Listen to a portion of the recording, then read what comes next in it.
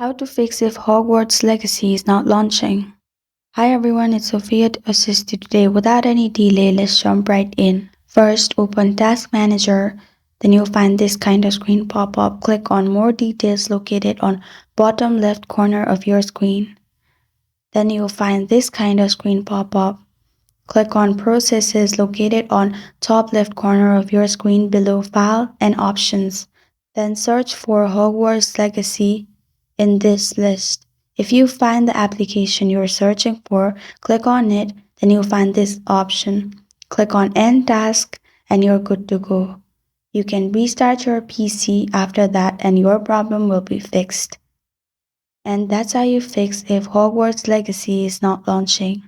Thank you for joining me today. If this video helped you out, please leave a like and subscribe for more. Got a question or want to suggest a topic? Comment below. I am Sophia signing off. Until next time.